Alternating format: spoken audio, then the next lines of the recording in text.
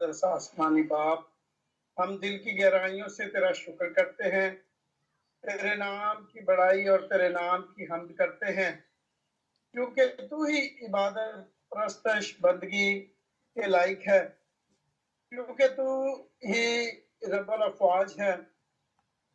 खुदावंद तू ही बादशाहों का बादशाह है, शहनशाहों का शहनशाह और खुदावंदों का खुदावंद है। खुदावंद तमाम माबूदों से बढ़कर, खुदावंद तेरी हस्ती लाजवाल और खुदावंद तेरे बर्स ला इंतहा हैं। खुदावंद हम जो तेरे हाथ की कारीगरी हैं, और खुदावंद तूने अपनी मोहब्बत से, खुदावंद तूने हमें अपनी सूरत और शबीह पर तख्लीक किया, लेकिन इंसान खुदावंद शैतान के हाथों पड़कर खुदावंद तुझसे अलग हो गया और मौत का शिकार हुआ, और जो मौत की अथाह गहराइयों ने उसे अपनी लपेट में ले लिया। लेकिन तुझे अपनी मोहब्बत में ये पसंद आया कि तू अपने बेटे यीशु मसीह को हमारे गुनाहों की खातिर बलिदान करके खुदावंद तू हमारा कुफारा दे और हमें इस गुनाह भरी जिंदगी से आज़ाद करके खुदावंद तू हमें उस अब्दी जिंदगी में दाखिल करे जो तेरे बेटे यीशु मसीह के वसीला से हमें हासिल है। आए खुदावंद कादर मुतले खुदा, मैं तेरी मिन्नत करता हूँ खुदावंद, हम जितने इस वक्त तेरे हुजूर सरमौजूद हैं, एक एक को बड़ी बरकत दे, अपनी रहमत के साए में घेरे रख, और खुदावंद तेरे पाक रूप का गहरा मस्कन हो, और खुदावंद हम तुझ में मामूर होते चले जाएं। और खुदावंद खुदा तेरा शुक्र करते हैं खुदावंद आज की उस सारी इबादत प्रस्तश के लिए जो तेरे बेटों ने अपने होंठों की कुर्बानी तेरे हुजूर गुजरानी। खुदावंद तमाम प्रस्तारों के साथ हो, एक एक को अपनी बरकत से माला माल कर, आसमान के दरीचे खोल के बरकत दे।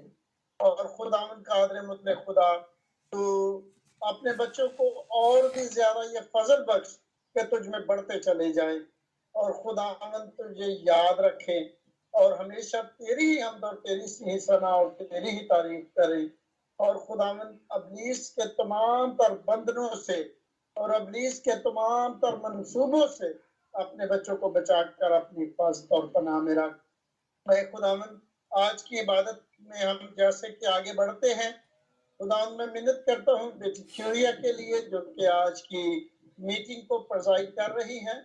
खुदावंद तो अपनी बेटी को बरकत दे, और खुदावंद तो बोलने का बड़ा फजल बख्श ताकि कहानत के सारे प्रोग्राम को खुदावंद तेरी पाक मर्जी के साथ सर अंजाम दे, और खुदावंद तो अल्फाज और ख्यालात की तरतीब दे, और खुदावंद कादर मुतले खुदा बड़ी बरकत बख्श दे। और खुदावंद कादर मुतले रहीम बाप, मैं तेरी मिन्नत करता हूँ खुदावंद तेरे खादिम के लिए जिसके वसीला से आज हम तेरा जिंदा मुकद्दस कलाम सुनने को है। आपने बंदा का मुंह बंद और खुदावंद कसरत से खुदावंद तो अपनी बरकत अपने बंदा पर उंडेल, अपना कलाम के गहरे मुकाशफात अपने बंदा को दे, और खुदावंद तेरे कलाम के वसीला से आज बहुत सारी जिंदगियां खुदावंद बरकत पाए। जितने इस वक्त इस इंटरनेट पर मौजूद हैं, वॉइस ऑफ गॉड के प्लेटफॉर्म पर, और खुदावंद तू एक एक रूह और जान को खुदावंद को अपनी हिफाजत और पनाह में ले, और आज के कलाम के वसीला से बहुत सारी जिंदगियां बरकत पाने वाली हूँ। सबके साथ हो, सबको बड़ी बरकत दे, शुरू से आखिर तक हमारे सामने हाल हो। यीशु मसीह के प्यारे कदूस नाम में मांगता हूँ, सुनो रहीम। आमीन।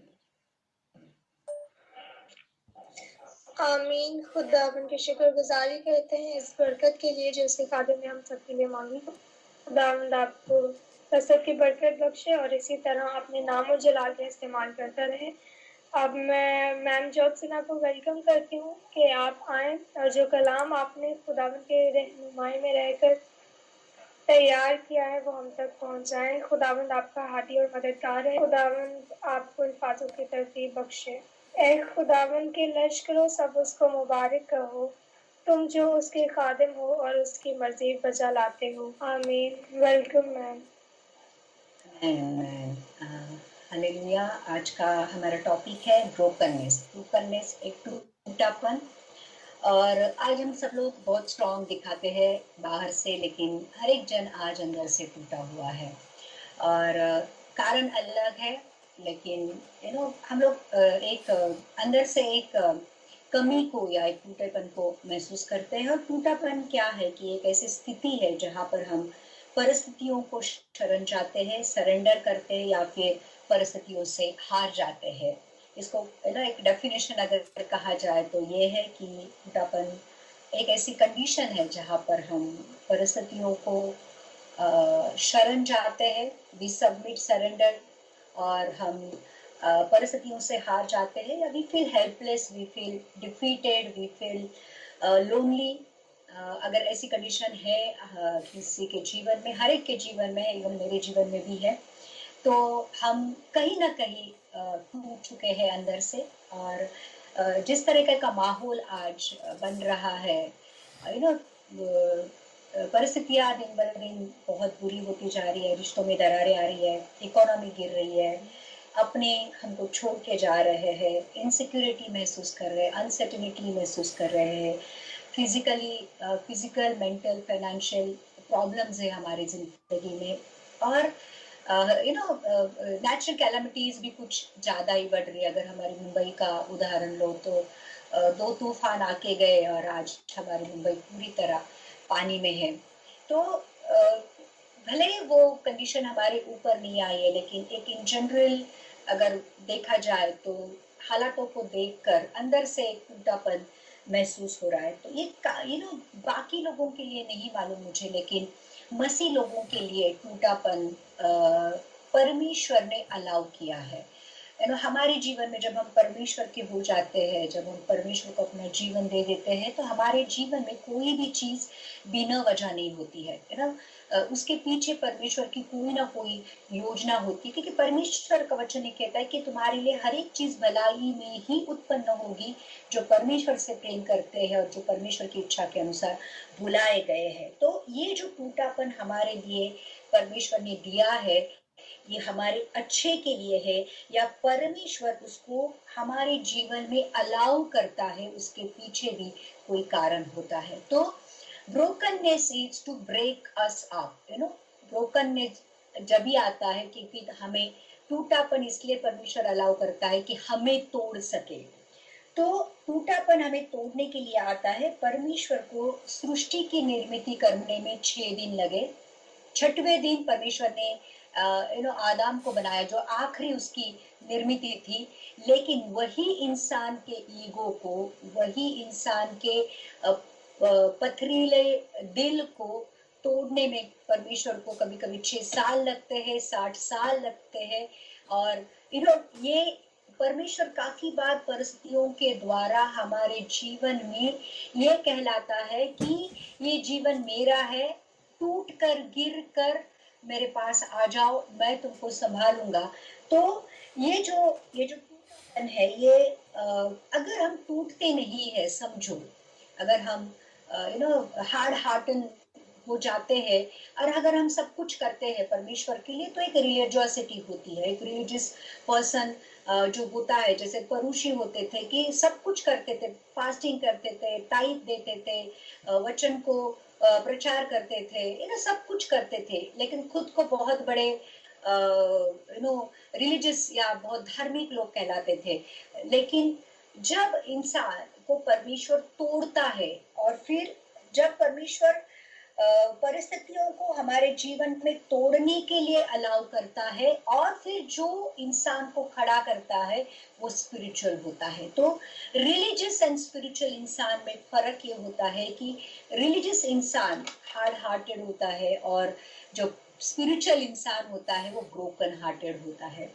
तो जब बादल टूटता है तो बारिश होती है, जब जमीन टूटती है, हल चलता है, तब जाकर बीज को बोया जाता है। कठिन जमीन के ऊपर कभी भी बीज को बोया नहीं जाता है।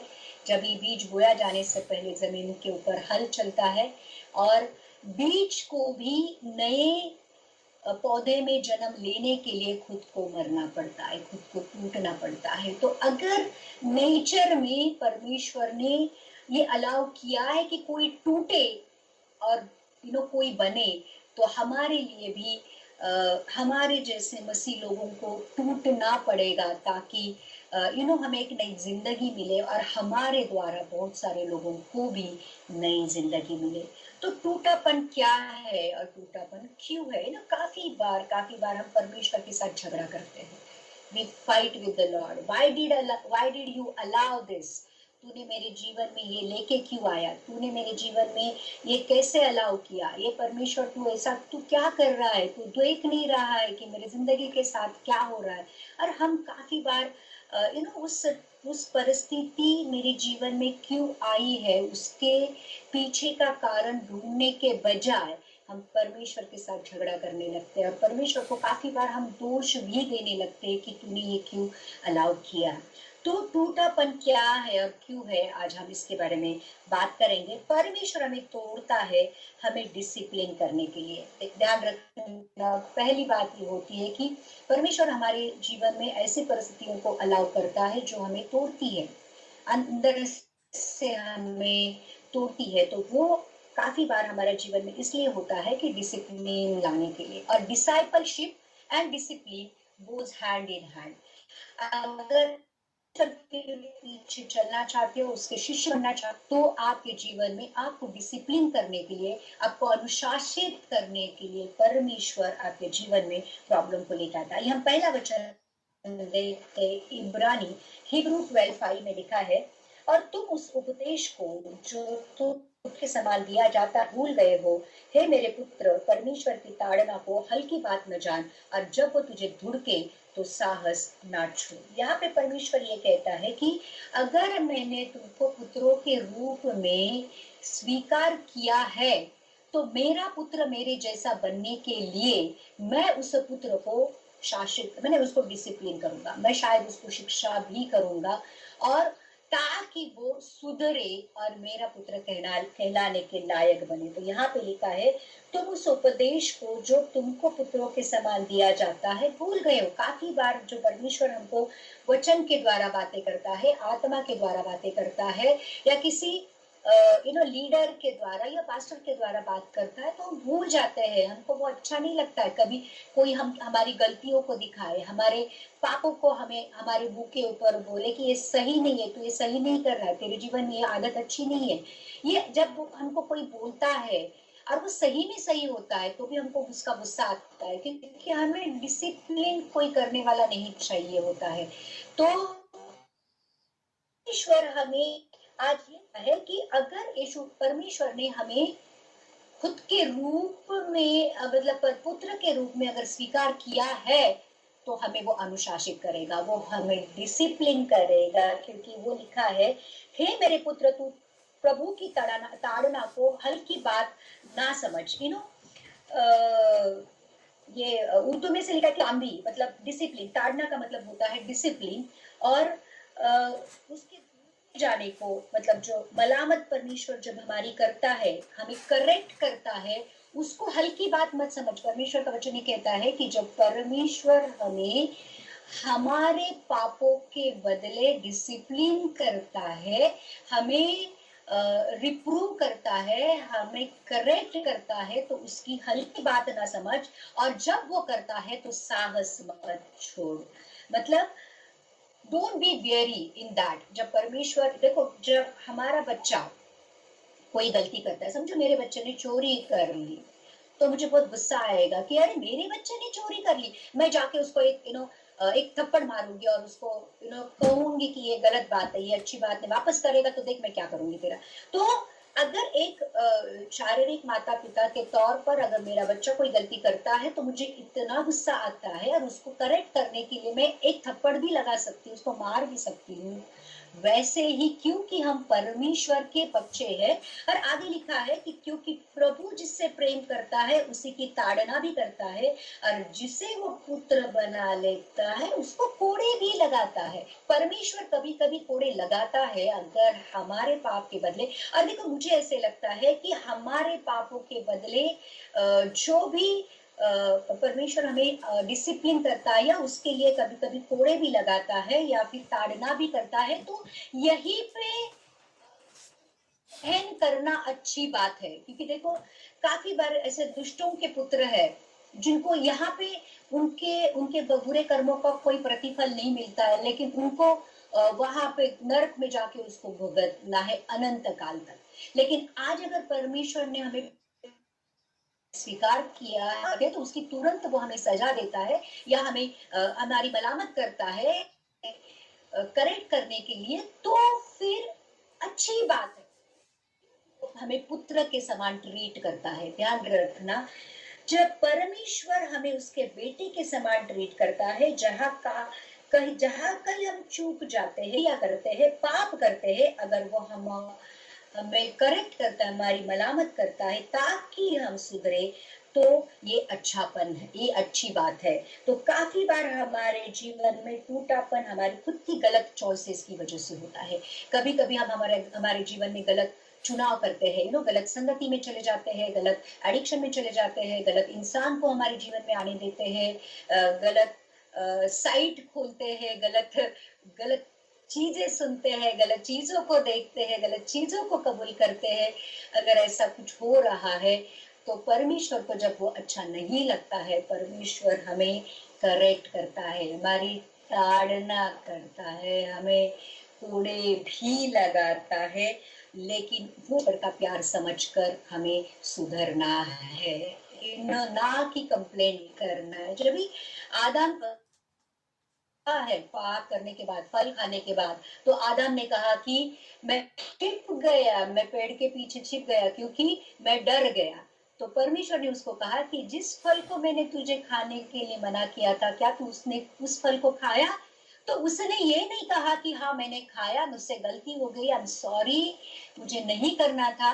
लेकिन वो कहता है कि जिस स्त्री ने तूने मुझे दिया था, उसने मुझे दिया और मैंने खाया। मतलब जब हम गलतियां करते हैं, पाप करते हैं, तो हमारी गलतियों का इल्जाम हम दूसरों के ऊपर डालते हैं, और हम एक तरह से एक्सप्लेनेशन देते हैं कि मैंने क्यों किया, बजाय इसके कि हम उस गलती को या उस पाप को कबूल करें और कहें कि परमेश्वर मुझसे गलती हो गई, मैंने पाप किया, मैंने जो तूने कहा था उससे विरुद्ध किया है, मुझे माफ कर, मैंने ये नहीं करना चाहिए था। हम लोग उसके पीछे की मैंने क्यों किया, कैसे किया, किस हालात में किया, ये सब एक्सप्लेन करने के बजाय हम सीधी बात करते हैं, परमेश्वर मुझसे गलती हो गई। आदम की तरह हम नहीं कहते। और फिर हवा को पूछा कि तूने ऐसा क्यों किया? हवा ने कहा कि शैतान ने मुझे बहकाया और मैं बहक गई और मैंने खाया। This is not done. जो गलतियां, इसलिए तो बाइबल हमें इसलिए दी गई है कि उन लोगों ने जो गलतियां की है वो हम ना करें, उनकी गलतियों से हम सीखे, बजाय इसके कि हम अपनी गलतियों से सीखें। तो परमेश्वर काफी बार हमें डिसिप्लिन करने के लिए हम करता है, हमारे जीवन में जानबूझकर ऐसी परिस्थितियों को लाता है ताकि हम हमारी गलतियों को समझें। कभी भी प्रॉब्लम जब भी जीवन में आती है, आई थिंक मुझे ऐसे लगता है कि हमें बैठकर उसके बारे में सोचना है कि क्या ये मेरी गलती की वजह से है, क्या मेरे गलत चुनाव की वजह से है, क्या मैंने पूछा है, इसके जो नीचे का जो मेरा मोटिव है वो गलत है, मेरी धारणा गलत है। अगर वो गलत है और परमेश्वर पवित्र आत्मा वचन के द्वारा हमें कहता है कि हाँ ये गलत है, ये सही नहीं कर रहा है तो फिर हमें मुड़ना है, पीछे मुड़ना है। और अगर परमेश्वर डिसिप्लिन भी करना है तो वो डिसिप्लिन के पीछे के प्यार को समझना है और सुधरना है।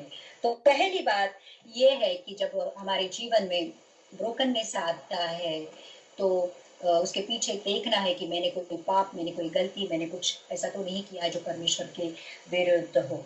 दूसरी बात, टूटापन यीशु के लिए जीने की वजह से होता है। काफी बार जब मैंने यीशु मसीह के पीछे चलने लगते हैं, सबको मालूम है कि अपना क्रूस उठाकर चलना पड़ता है, अपने आप को उस क्रूस पर टांग कर चलना पड़ता है। और काफी बार हमारे जीवन में प्रॉब्लम इसलिए आती है कि हम परमेश्वर को स्वीकार किया है, यीशु मसीह को हमने स्वीकार किया है, यीशु मसीह के हम पीछे चल रहे हैं।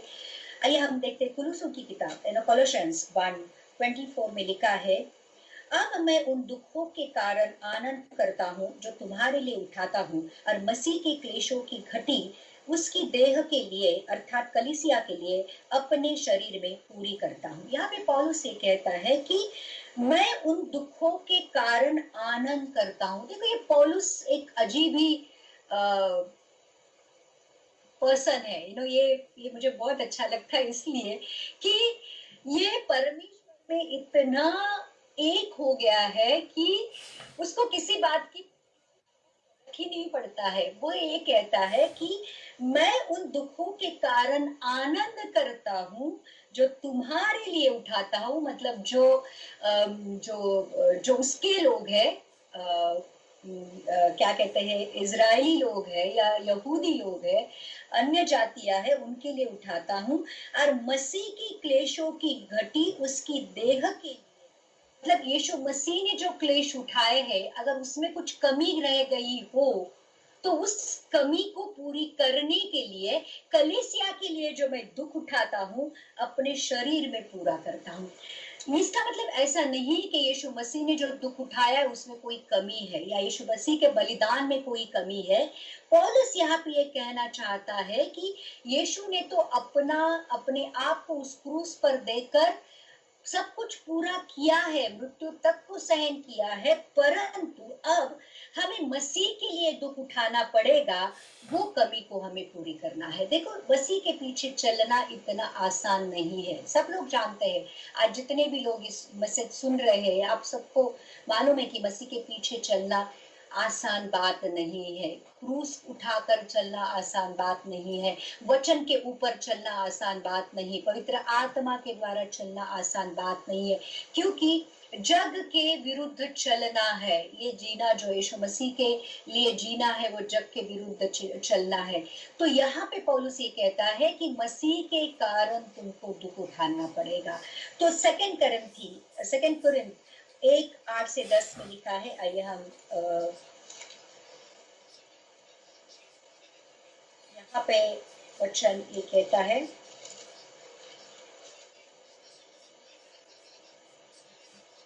कोरिन्थी 1:8-10 में लिखा है, हे भाइयों, हम नहीं चाहते कि तुम हमारे उस क्लेश से अनजान रहो जो आसिया में हम पर पड़ा। हम ऐसे भारी बोझ से दब गए थे जो हमारी सामर्थ से बाहर था, यहाँ तक कि हम जीवन से भी हाथ धो बैठे थे। पौलुस यहाँ पे कहता है कि उसके ऊपर क्या क्या मुसीबतें आई, तो वो कहता है कि इतने भारी बोझ से हम दब गए थे कि हमारी सामर्थ्य की बात, सहने के बाहर हम लोगों ने दुख उठाया, यहाँ तक कि हमने मृत्यु का भी सामना किया है। वरन हमने अपने मन में समझ लिया था कि हम पर मृत्यु की आज्ञा हो चुकी है, ताकि हम अपना भरोसा न रखें, वरन परमेश्वर का जो मरे हुए को जिलाता है।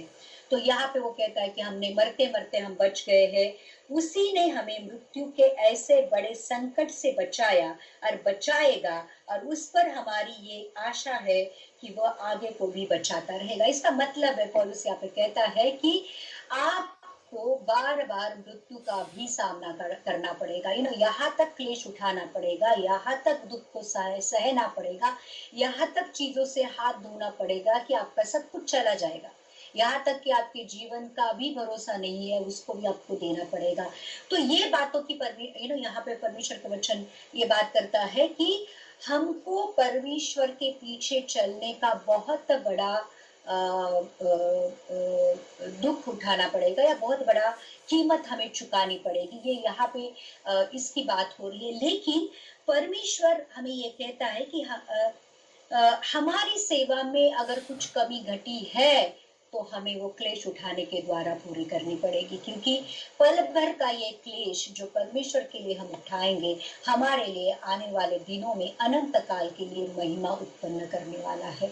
और मुझे ऐसे लगता है कि जितना ज्यादा क्लेश है, जितना ज्यादा दुख है, जितना ज्यादा ब्रोकननेस है, जितना ज्यादा हम चीजों को यहाँ पे परमेश्वर के लिए छोड़ देंगे, परमेश्वर के कारण वो हानि को उठाएंगे, उससे उसका बहुत बड़ा प्रतिफल हमें परमेश्वर स्वर्ग में देगा। शायद उतने बड़े मुकुट रहेंगे, उतने बड़े उस मुकुट में हमें हीरे जवाहर डायमंड्स और मोती लगाए जाएंगे, या फिर परमेश्वर के राज्य में भी हमारा बहुत बड़ा एक स्टैंडर्ड रहेगा। तो ध्यान रखना, जब मसीह के कारण हम दुख उठाते हैं तो उसको दुख की बात नहीं समझना, उसको आदर सम्मान और एक खुशी की बात समझना कि आप यीशु मसीह के लिए दुख उठा रहे हो। तो दूसरी बात, परमेश्वर हमारे जीवन में ब्रोकननेस इसलिए आता है या दुख इसलिए लाता है या हमें इसलिए अकेला करता है या हमें इसलिए चीजों से हाथ धोना पड़ता है क्योंकि हम मसीह के पीछे चलते हैं। तो पौलुस की बात किया जाए तो पौलुस ने तो काफी बार अपने सामने मृत्यु को देखा है, और अगर उतना तो हमने सामना अभी तक नहीं किया है, लेकिन अगर कर भी रहे हैं, काफी जगह मसीह लोगों के ऊपर प्रोसिक्यूशन है, बहुत वो एक्चुअली मृत्यु की छाया में जी रहे हैं। आज ऐसे लोगों के लिए ये वचन एक सांत्वना देने के लिए, दिलासा देने के लिए है कि डरो मत, क्योंकि वहां पे भी तुम्हारा परमेश्वर, देखो यहाँ पे लिखा है 10वें वचन में, उसी ने हमें मृत्यु के ऐसे बड़े संकट से बचाएगा और उस पर हमारी ये आशा है कि आगे भी बचाता रहेगा। तो जो कुछ भी संकट मसीह के कारण हमारे ऊपर आएगा, परमेश्वर का वचन यहाँ पे हमें वादा करता है कि वो उसने हमें बचाया है, बचाता रहे, बचाया है और बचाएगा और बचाता रहेगा। तो हमें डरने की कोई बात नहीं है। तीसरी बात, टूटापन, ये जो ब्रोकननेस है, इस शैतान का दूत परमेश्वर की ओर से हमारे जीवन में जानबूझकर डाला गया है। शैतान का दूत परमेश्वर की परमिशन से हमारे जीवन में जानबूझकर परमेश्वर ने अलाउ किया है। आइए हम देखते हैं 2 कुरिन्थी 12वां अध्याय का 7वां वचन, जहां पे पौलुस ये कहता है,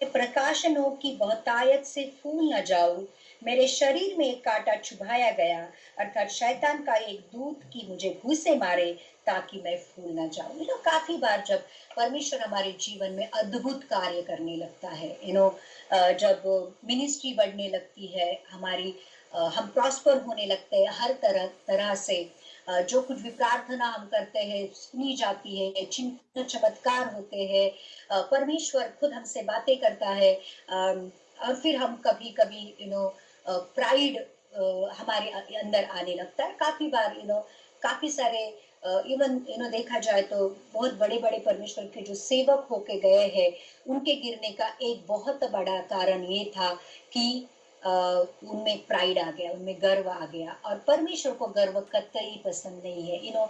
लूसीफर के मन में सिर्फ ये विचार आया कि मैं परमेश्वर से भी ऊंचा बन जाऊंगा, मैं परमेश्वर के ऊपर अपने सिंहासन को बनाऊंगा, और सिर्फ उसके मन में विचार आया और परमेश्वर ने उसको अपने उपस्थिति से उठाकर पृथ्वी पर गिरा दिया, वो शैतान बन गया। आज वही शैतान उसी गर्व के द्वारा कलीसिया में और लोगों में काम कर रहा है। जहाँ थोड़ा कुछ हमारे जीवन में स्पिरिचुअल चीजें होने लगती है, आत्मिक तौर पर हम बढ़ने लगते हैं, हमको ऐसे लगता है मेरी वजह से हुआ है, ये मैंने किया है किसी को हमने किसी के लिए प्रार्थना की, उसको चंगाई छुटकारा मिल गया, किसी का दुष्टात्मा निकल गया, किसी का उद्धार हो गया, या हमारा चर्च बढ़ने लगा, तो हमको ऐसे लगता है कि अरे मुझ में कुछ तो है, इसके लिए तो ये सब कुछ हो रहा है। जब ये मैं आने लगता है, हम फूलने लगते हैं, तो फिर समझ लेना कि परमेश्वर की उपस्थिति से पर हम गिरने लगते हैं, परमेश्वर की नजर से हम गिरने लगते हैं, और इसलिए परमेश्वर जानता है कि कौन कब कैसे गिरेगा। इसलिए पौलुस ने बहुत बड़ा योगदान दिया है परमेश्वर के जो नए करार में जो मिनिस्ट्री है, उसमें बहुत बड़ा योगदान पौलुस का है। तो पौलुस ने बहुत कुछ बातें परमेश्वर ने उसके ऊपर प्रकाशित की थी, उसको बहुत सारी चीजों का पौलुस का रेवलेशन दिया था, और इसलिए पौलुस कहता है कि उस रेवलेशन की वजह से मैं प्राइडफुल ना हो, मैं फूल ना जाऊं, इसलिए परमेश्वर ने मेरे शरीर में शैतान का एक दूत कांटे की तरह, लिखा है कि प्रकाश न की बहुतायत से मैं फूल न जाऊं, मेरे शरीर में एक कांटा चुभाया गया, अर्थात शैतान का एक दूत मेरे शरीर के अंदर डाला गया जो मुझे घूंसे मारे ताकि मैं फूल न जाऊं। तो काफी बार स्पिरिचुअल लेवल पर जब हम बढ़ने लगते हैं तो परमेश्वर अलाउ करता है किसी चीज को, इवन शैतान भी हमें परेशान करे, शैतान हमारे पीछे पड़े ताकि हम फूल न जाए ना। इसके उसके पीछे भी परमेश्वर की एक बहुत बड़ी योजना है। पौलुस के जीवन में क्या काटा था हमें नहीं मालूम, यहाँ पे कहीं पे वो मेंशन नहीं किया है कि किस वजह से वो कहता है कि वो कांटा मुझे चुभाया गया था। वो कहता है कि मैंने 3 बार प्रार्थना की कि परमेश्वर ये कांटे को मेरे जीवन से निकाल दे, लेकिन परमेश्वर ने उसको निकाला नहीं। परमेश्वर ने कहा कि मेरा अनुग्रह तेरे लिए काफी है। तो मैंने भी उसको रहने दिया और फिर ये समझकर रहने दिया कि परमेश्वर उस कांटे के द्वारा भी मुझसे कुछ बातें करना चाहता है, और ये बातें करना चाहता है कि मैं प्राइडफुल ना हूं। सबसे ज्यादा परमेश्वर अगर किसी चीज से नफरत करता है तो वो है गर्व। गिरने से पहले वो लिखा है कि प्राइड कम्स बिफोर डिस्ट्रक्शन। जैसे ही आपके अंदर अगर प्राइड आने लगता है, समझ लेना आपका नाश बहुत नजदीक है। और जैसे आप नम्र होने लगते हो तो समझ लेना आपका प्रमोशन बहुत नजदीक है। तो आपके जीवन के द्वारा आपको समझ में आएगा कि आप नाश की ओर जा रहे हो या फिर आप सफलता की ओर जा रहे हो या प्रमोशन की ओर जा रहे हो। तो यहाँ पे लिखा है कि काफी बार आत्मिक तौर पर फूलना होता है तो परमेश्वर वो स्पिरिचुअल प्राइड को जैसे एक हवा फूलना का मतलब होता है जैसे एक बलून फूलता है और परमेश्वर उसमें कांटा चुभा देता है ताकि वो बलून को फोड़ दे, वो बलून को अपनी औकात समझ में आए कि उसके अंदर जो भरा हुआ है उससे वो फूल रहा है, जो परमेश्वर की ओर से नहीं है। जब परमेश्वर उस फूले हुए प्राइड को जब पिन जैसे कांटे से चुभता है वो प्राइड बाहर आ जाता है और फिर हम जो फूले हुए होते हैं धड़ाम से गिरकर औकात में आ जाते हैं और हमें समझ में आता है कि जो कुछ भी मैं हूँ वो परमेश्वर की वजह से हूँ। मेरी कोई वजूद नहीं है, मेरा कोई वजूद नहीं, मेरी कोई औकात नहीं है परमेश्वर के सामने खड़े रहने की या परमेश्वर के लिए इस्तेमाल होने की। तो ये कांटा हमारे जीवन में चुभाया गया है। काफी सारे लोगों के जीवन में ऐसी प्रॉब्लम है जो सालों से है, ऐसे रिश्ते टूट चुके हैं, ऐसे रिश्ते परेशान कर रहे हैं, कोई बीमारी परेशान कर रही है आपको, कोई ऐसे बिना सुलझे हुए प्रॉब्लम्स है आपके जीवन में जो आपको बहुत सता रहे हैं, बहुत आपको वो चुभ रहे हैं। लेकिन परमेश्वर के पास आपने 100 बार नहीं हजारों बार प्रार्थना की कि परमेश्वर उसको हटा दे, परमेश्वर उसको निकाल दे, लेकिन वो नहीं जा रहा है। तो समझ लेना वही जो शैतान का दूत एक कांटे के रूप में आपके जीवन में परमेश्वर ने जानबूझकर अलाउ किया है ताकि वो आपको घूंसे मारे।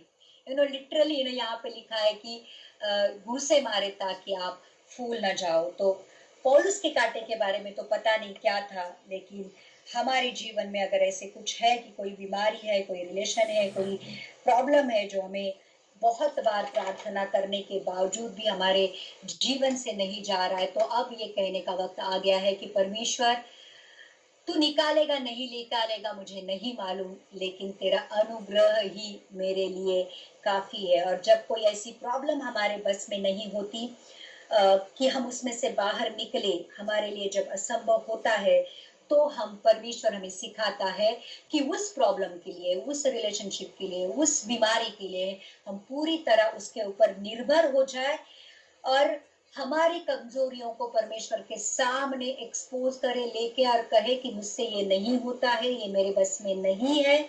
तो फिर परमेश्वर तेरे सामर्थ का और तेरे अनुग्रह का ही मुझे सहारा है, जैसा तू चाहता है मेरे जीवन में तू कर।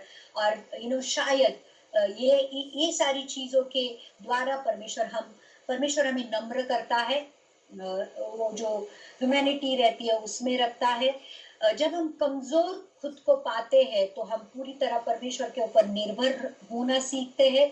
जब हम हमारी कमजोरियों को परमेश्वर के सामने बोलते हैं, कहते हैं, तो परमेश्वर फिर उस कमजोरियों के द्वारा हमारे जीवन में काम करता है और पूरी तरह हमें उसके ऊपर डिपेंडेंट रखता है। और ये भी एक अच्छी बात होती है कि परमेश्वर भी ये चाहता है कि मेरा बच्चा पूरी तरह अपने पिता के ऊपर निर्भर होके जिए। जैसे हमारे बच्चे जब इंडिपेंडेंट हो जाते हैं तो हमें अच्छा लगता है जरूर, लेकिन जब उनको अभी हमारी जरूरत नहीं होती है तो कहीं ना कहीं हमें दुख भी होता है कि अब मेरे बच्चों को मेरी जरूरत नहीं, अब मेरे बच्चों को पंख आ गए और वो उड़ना सीख रहे, अब वो उड़कर एक नया आशियाना बनाएंगे और हमसे दूर हो जाएंगे। इसलिए जब हम इंडिपेंडेंट हो जाते हैं तो हम पिता को भूलते हैं, हम हमारे माँ बाप को एक तरह से भूलना शुरू करते हैं और फिर हमारी खुद की जिंदगी को हम शुरू करते हैं ना। अगर शारीरिक तौर पर ऐसे होता है तो आत्मिक तौर पर भी ऐसे होता है। परमेश्वर नहीं चाहता है कि मेरा बच्चा इंडिपेंडेंट हो।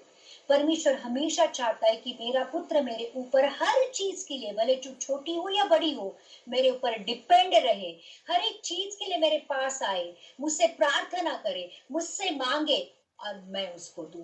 तो ध्यान रखना, ये जो एक कांटा, अगर कोई प्रॉब्लम आपके जीवन में है और वो कांटे की तरह आपको अगर चुभ रही है तो परमेश्वर ने उसको जानबूझकर अलाउ किया है ताकि आप फूल ना जाओ, आपके जीवन में गर्व ना आए।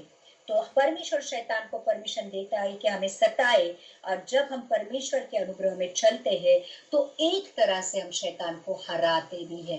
ये शैतान चाहता है कि प्राइड हम में आए और हम गिरे, लेकिन जब वो प्रॉब्लम के द्वारा जब हम परमेश्वर के पास आते हैं और परमेश्वर उसमें से हमें बाहर निकालता है तो हम एक तरह से शैतान को उसकी जगह बताते हैं कि देख, तेरी जगह वो है, तू मेरे ऊपर हावी हो नहीं सकता है। चौथी बात, इसी में हमारी कमजोरी है। अगर हम 2 कुरिन्थी का वही 12 अध्याय का 10वां वचन पढ़ेंगे तो यहाँ पे पौलुस से कहता है, इस कारण मैं मसीह के लिए निर्बलता में, निंदाओं में, दरिद्रता में, उपद्रवों में, संकटों में प्रसन्न हूँ, क्योंकि जब मैं निर्बल होता हूँ तभी मैं बलवंत होता हूँ। इसलिए मुझे पौलुस बहुत अच्छा लगता है। ये क्या बंदा है मुझे समझ में नहीं आता। ये कहता है इस कारण, वो आगे कहता है कि ये जो कांटा तूने मेरे जीवन में डाला है, मैंने बहुत बार उसके विषय में 3 बार प्रार्थना की कि वो दूर हो जाए, पर उसने मुझसे कहा, मेरा अनुग्रह तेरे लिए बहुत है, क्योंकि मेरी सामर्थ निर्बलता में सिद्ध होती है। इसलिए मैं बड़े आनंद से अपनी निर्बलता पर घमंड करूंगा कि मसीह की सामर्थ मुझ पर छाया करती है। और इस कारण मैं मसीह के लिए निर्बलताओं में, निंदाओं में, दरिद्रता में, उपद्रवों में, संकटों में प्रसन्न हूँ, क्योंकि जब मैं निर्बल होता हूँ तभी मैं बलवंत होता हूँ। पौलुस को हर तरह से परमेश्वर के ऊपर डिपेंड रहना अच्छा लगता है। वो कहता है, जब मैं कन्फेस करता हूँ कि परमेश्वर मैं निर्बल हूँ, I can't do anything on my own, तेरी सामर्थ मेरे ऊपर छाया करती है, तेरी सामर्थ मुझ में काम करती है और उस निर्बलता के ऊपर विजय पाने की सामर्थ तू मुझे देता है। जब मेरे जीवन में उपद्रव आता है, मैं तेरे पास आता हूँ, उस उपद्रव के ऊपर विजय पाने की सामर्थ तू मुझे देता है। इसलिए वो कहता है कि मैं निर्बलताओं में, निंदा भी मेरी होती है तो भी मुझे कुछ नहीं होता है, क्योंकि मुझे मालूम है कि मैं किसके लिए निंदा का कारण बन रहा हूँ। मैं अगर मसीह के लिए निंदा का कारण बन रहा हूँ तो मेरे लिए वो गर्व की बात है, मेरे लिए वो बहुत अभिमान की बात है कि मैं यीशु मसीह के कारण मेरी निंदा हो रही है। अगर मैं दरिद्र भी हूँ तो भी मुझे कोई प्रॉब्लम नहीं है, क्योंकि मेरा देने वाला यीशु मसीह है। अगर संकट भी आता है या मैं निर्बल भी होता हूँ तो भी मुझे कोई प्रॉब्लम नहीं है। ये बंदे को कुछ प्रॉब्लम ही नहीं है किसी प्रॉब्लम से। इनफैक्ट ये प्रॉब्लम को इनवाइट करता, कहता है कि प्रॉब्लम तू आ, मेरे पास एक ऐसी सामर्थ है, मेरे पास ऐसी शक्ति है, मेरे पास एक ऐसा परमेश्वर है कि कोई भी प्रॉब्लम मेरे सामने टिक नहीं सकती है, क्योंकि मुझे सामर्थ देने वाला परमेश्वर नहीं मेरे साथ है।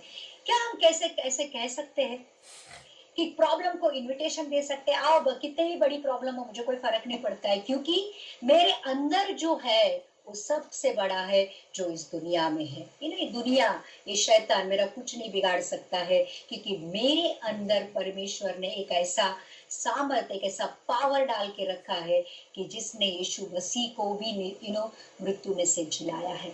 वो एक ऐसा पावर है, एक ऐसा पवित्र आत्मा का सामर्थ है जिसने स्वर्ग और पृथ्वी का निर्माण किया है।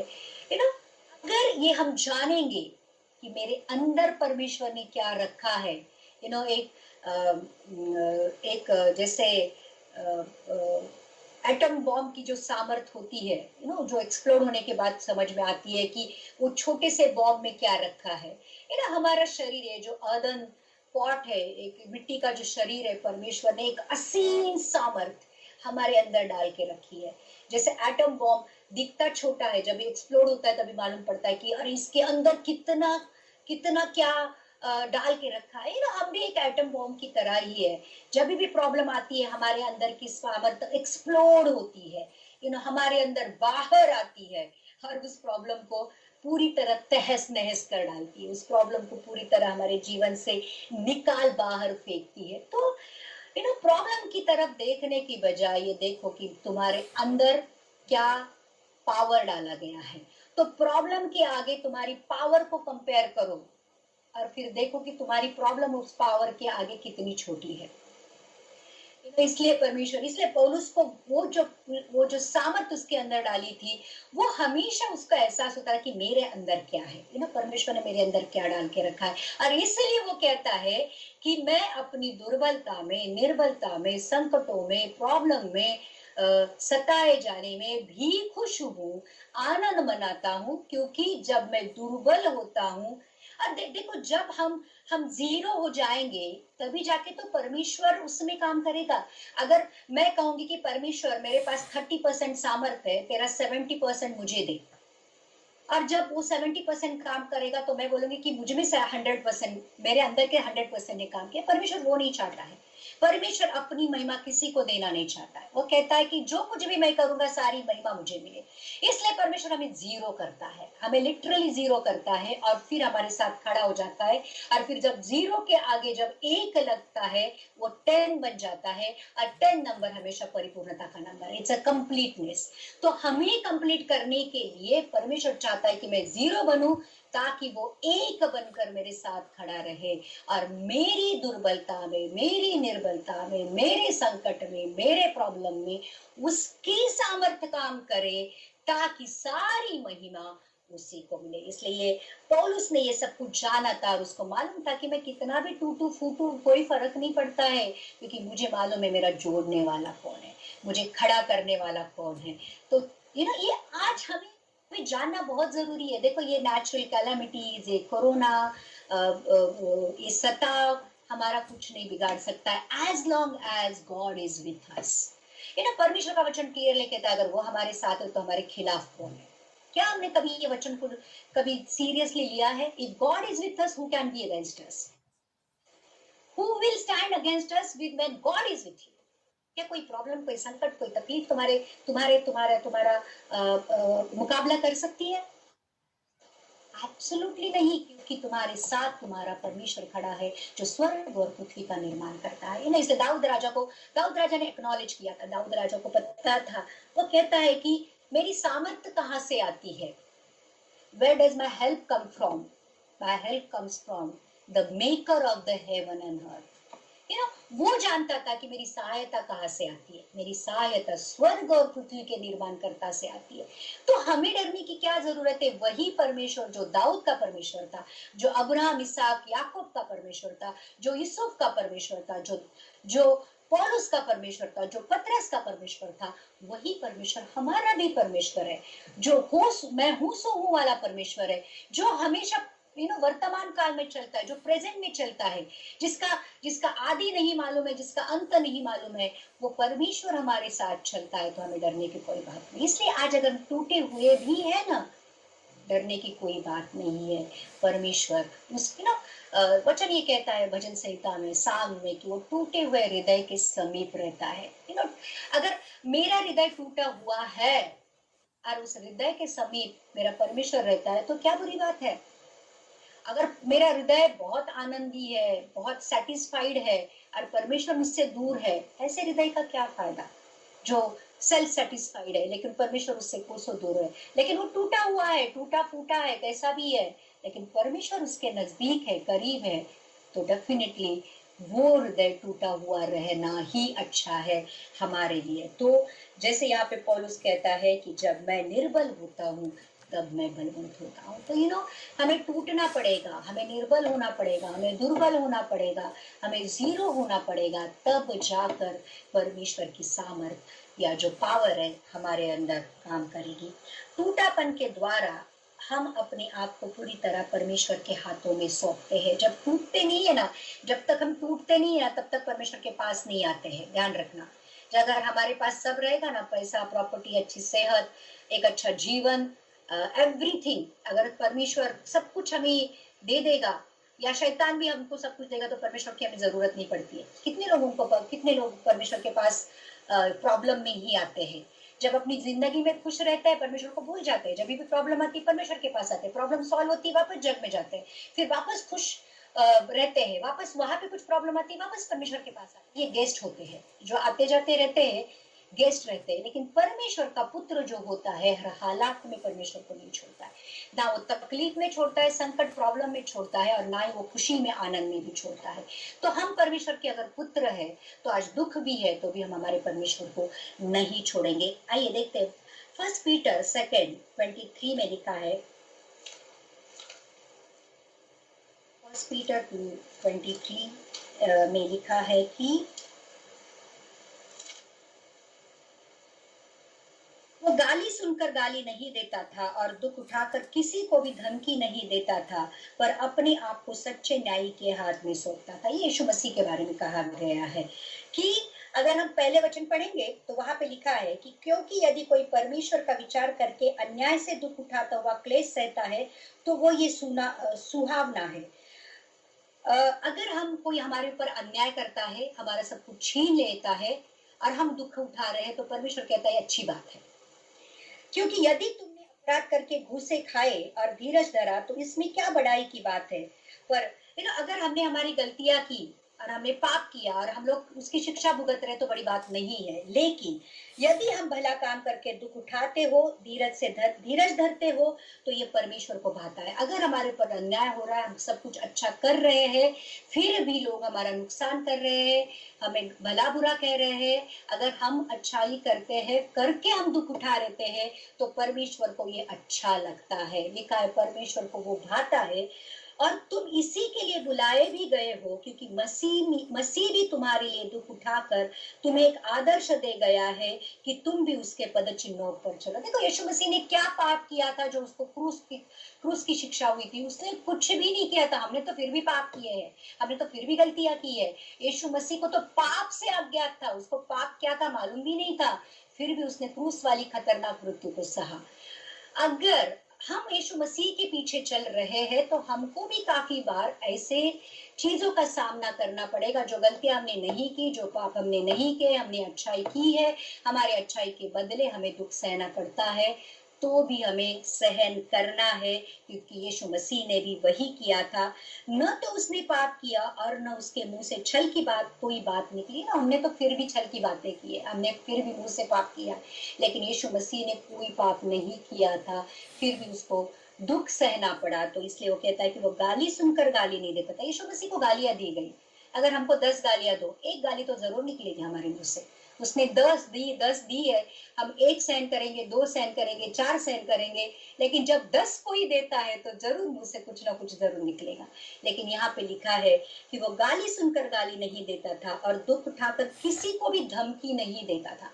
अगर आपको कोई धमकाए, कोई आपको जबरदस्ती कोई आके 2 थप्पड़ लगाए, आपका रिएक्शन क्या होगा? परमेश्वर में होने के बावजूद भी गुस्सा आएगा, जरूर आएगा।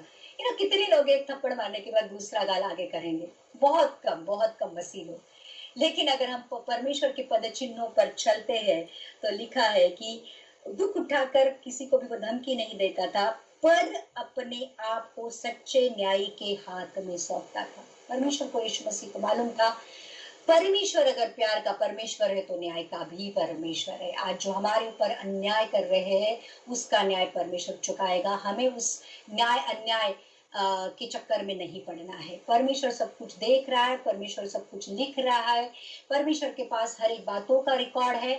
हम क्या सोच रहे हैं, हमारे मुंह में क्या शब्द आने वाले हैं, वहां तक का वो हिसाब रखता है। तो ध्यान रखना, वो न्याय करने वाला परमेश्वर है। तो परमेश्वर का वचन यहाँ पे कहता है कि इस दुनिया में मसीह लोगों के ऊपर हमेशा अन्याय होता आ रहा है। जब को छोड़ो, हमारे ऊपर अन्याय करते हैं, हमारे साथ क्या क्या कर रहे हैं, सताते हैं, छीनते हैं, भला बुरा कहते हैं, गालियां देते हैं, लेकिन परमेश्वर का वचन हमें ये आज सांत्वना देता है कि इसमें से हमें जाना पड़ेगा, क्योंकि यीशु मसीह भी उसमें से गया है और कहना है कि कुछ नहीं करना है। ऐसी सारी चीजें अगर आपके साथ घट रही है, कुछ नहीं करना है, शांति के साथ, धीरज के साथ उसको सहना है, क्योंकि परमेश्वर उनका न्याय चुकाएगा उनके परमेश्वर के हिसाब से। वो लोग डाले गए ही है हमारे जीवन में इसलिए कि वो हमें सताए। देखो परमेश्वर के जो 12 चेले थे, डिसाइपल्स थे, उसमें एक वो जो यहूदा इस्करियोती था, परमेश्वर को, यीशु मसीह को मालूम था ये मुझे पकड़वा के देने वाला है, इसी की वजह से मुझे क्रूस पर चढ़ना है, लेकिन उसको उसने अलाउ किया अपने साथ रहने के लिए। चंद सिक्कों के लिए, चांदी के सिक्कों के लिए वो यीशु मसीह को बेचने वाला था। यीशु मसीह को मालूम था, लेकिन उसी को ट्रेजरर बनाया था। देखो परमेश्वर ने हमारे जीवन में भी ऐसे लोगों को अलाउ किया है कि जो हमें सताए, भला बुरा कहे, लेकिन हमें कुछ नहीं कहना है, मुझसे एक शब्द तक नहीं निकालना है, सहते रहना है। क्योंकि परमेश्वर का वचन यहाँ पे कहता है कि वो सच्चा न्यायी है, उसने अपने आप को उसके न्यायी के हाथ में सौंप दिया। हमें भी अपने परमेश्वर के हाथों में सौंप देना है। वो हमारा न्याय सच्चाई से करेगा और ये हमारा पल भर का क्लेश हमारे लिए अनंत काल के लिए बहुत बड़ा आशीष और महिमा उत्पन्न करेगा। ये आखिरी वचन देखेंगे, टूटापन एक खुदा परस्ती गम लेके आता है जो हम में तौबा पैदा करता है, जो उद्धार को लेके आता है। अगर हम 2 Corinthians 7:10 में देखेंगे, एक लास्ट वचन लेंगे कि ये जो टूटापन है हमारे जीवन में एक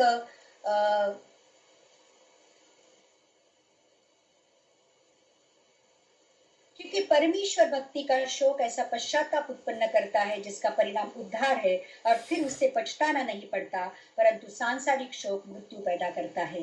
अगर परमेश्वर के ऊपर हमारा प्रेम है, परमेश्वर से हम भक्ति करते हैं, परमेश्वर की स्तुति आराधना करते हैं, और इसके लिए हमारे जीवन में अगर दुख है, तो ऐसा दुख पश्चाताप को उत्पन्न करता है। जब भी हम परमेश्वर के उस क्रूस को देखते हैं, जो मेरे पापों के बदले यीशु मसीह को उस क्रूस पर चढ़ना पड़ा, जब ये हमेशा हमारे दिल में रहता है, और जब भी हम कुछ गलतियां करते हैं तो हम पश्चाताप हमें होता है कि मैंने नहीं करना चाहिए था, मैंने ये गलती की है, पाप किया जो परमेश्वर के विरुद्ध है, वचन के विरुद्ध है। जब हम पश्चाताप करते हैं तो लिखा है वो पश्चाताप, वो रिपेंटेंस, जिसका परिणाम उद्धार होता है, और फिर उससे फिर वापस पछताना नहीं पड़ता। एक बार हमने किसी पाप के लिए पश्चाताप किया, अगर उसको छोड़ दिया तो फिर उस पाप के लिए हमें पछताना नहीं पड़ता। तो ये जो भक्ति का जो शौक होता है, जैसे खुदा परस्ती का ये जो गम होता है, ये हमारे जीवन में तौबा पैदा करता है कि हम कहते हैं कि तौबा परमेश्वर, मैं वापस ये नहीं करूंगा, और फिर वो हमें उद्धार के रास्ते पर लेके चलता है, वो साल्वेशन के रास्ते पर लेके चलता है। लेकिन जो लोग सांसारिक जो शौक होता है वो मृत्यु को पैदा करता है। बहुत सारे संसार में ऐसे लोग हैं कि बहुत सारे पाप करते हैं, दिन दहाड़े पाप करते हैं, बहुत सारे पाप करते हैं, लेकिन उनको उसका कोई गम नहीं होता है, उनको कोई पश्चाताप नहीं होता है, लेकिन वही उनके लिए फिर अनंत काल की मृत्यु को लेके आएगा। लेकिन हमारे लिए वो जो ये जो टूटापन है, ये जो गम है, परमेश्वर के ऊपर भक्ति के कारण या परमेश्वर के पीछे चलने के कारण जो गम हमारे जीवन में आएगा, वो हमारे जीवन में पश्चाताप, रिपेंटेंस लेके आएगा, और वो हमें उद्धार में चलाएगा। तो आज हम गर्व के साथ ये कह सकते हैं कि परमेश्वर मुझे टूटने दे, मुझे तोड़ दे। अगर वो टूटना मेरे अच्छे के लिए है, अगर ये टूटने की वजह से मेरे जीवन में इतनी सारी आशीषें आज भी आने वाली है और आने वाले अनंत काल के जीवन में भी आने वाली है, तो परमेश्वर मुझे टूटना पसंद है। तो आज अगर जितने भी लोग आज टूटे हुए हैं हृदय में, आज मेरे लिए भी ये वचन था। मैंने भी जब ये वचन बनाया तो मुझे भी बहुत आनंद से खुशी हुआ, बहुत आनंद के साथ मैंने आज ये वचन बांटा है, बहुत खुशी के साथ बांटा है, क्योंकि ये जो टूटापन है परमेश्वर के लिए है, और परमेश्वर इसका इस्तेमाल बहुत अच्छी तरह से करने वाला है। हम प्रार्थना करते प्रभु धन्यवाद आज के वचन के लिए। सच में बहुत बहुत सुंदर रीति से, बहुत ब्यूटीफुली तूने हमें इस टूटेपन के बारे में बताया है, और आज हम प्रभु दुर्बल है, अन्याय हो रहा है हमारे ऊपर, हम हर तरीके से इस जीवन में प्रभु जी टूट चुके हैं, लेकिन प्रभु हमें विश्वास है कि ये टूटापन हमें तेरे लिए प्रभु जी बहुत एक गवाही उत्पन्न करेगा और हमारे जीवन को उसके द्वारा तू इस्तेमाल करेगा। प्रभु तेरे आज इस वचन के लिए धन्यवाद करते। बहुत सारे लोगों ने इसके द्वारा प्रभु जी बल पाया है, शक्ति पाई है, सामर्थ पाया है। They have received power through this word of God. Thank you, God, for this word of Jesus. We love you, we adore you, worship you, God.